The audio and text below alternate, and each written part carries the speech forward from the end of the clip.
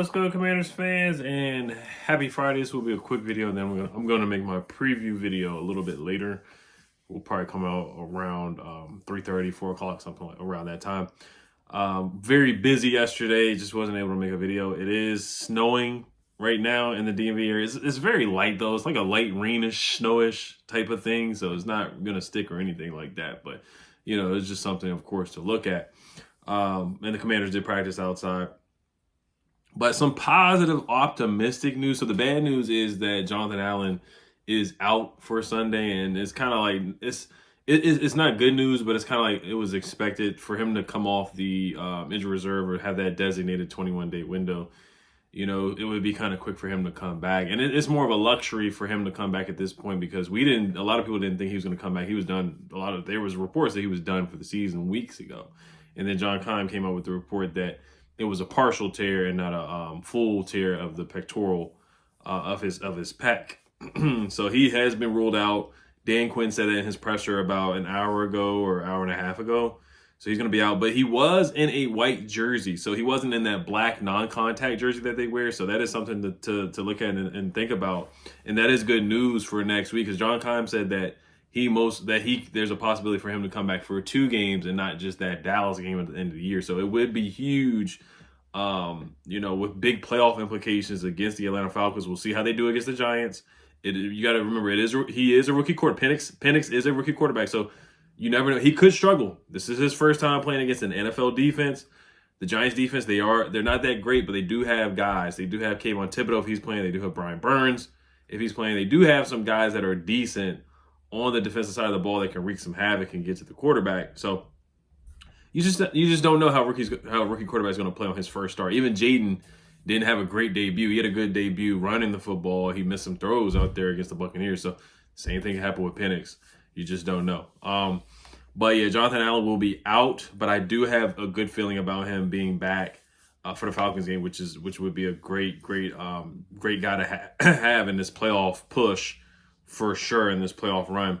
And then let's talk about Zach Ertz and Jeremy Chinn. Jeremy Chinn also in a regular jersey instead of the black non-contact jersey. Same with the past 2 days. And then John Bates was back to practice and Sam Cosmi. Now John Bates, they were both sick.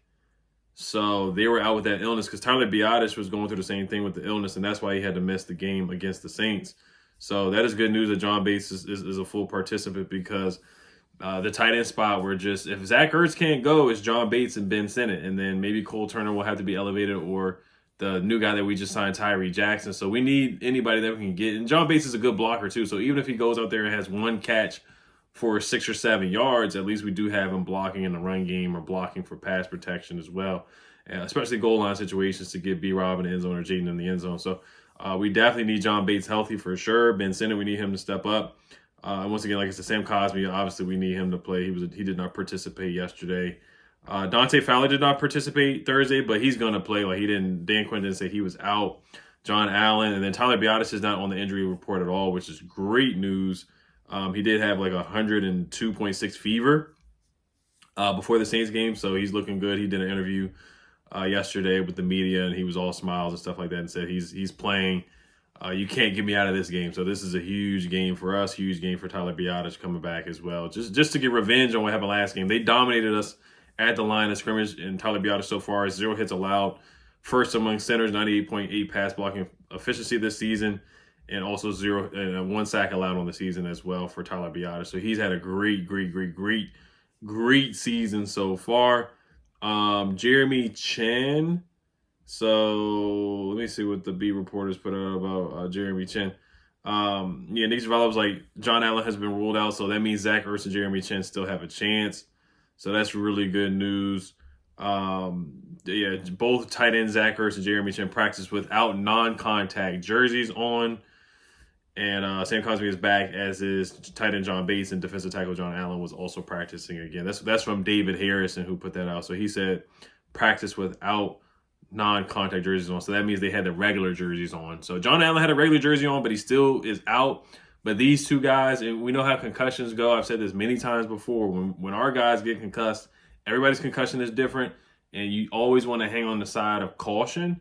But typically when our guys get a concussion, that means they're out for the next week automatically, compared to other guys that we've seen like Tyrone Tracy from the Giants. He got a concussion on Monday Night Football, and next thing you know, he's ready to play against us. So that's just how things have kind of gone with concussions. I don't want to get into the whole spiel about the previous regime and Jordan Reed and Vernon Davis and guys like that we've seen concussed, and they missed basically the whole season. Those are two totally different situations. They've been concussed many times before. They got the last concussion before they were out for the year. And then Austin Eckler had a second concussion, and he's basically going to be done for the year. So just optimistic news about Zach Ertz and Jeremy Chinn. We could definitely use either one.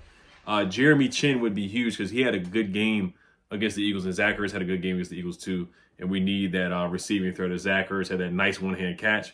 And Zach Ertz is our second leading receiver with 526 yards. Terry McLaurin, 969 yards. I'm going to see Zach Ertz with 526. And Zach Ertz has 54 catches and 4 touchdowns on the year. So, all right, you guys. Hello, Commanders. Peace.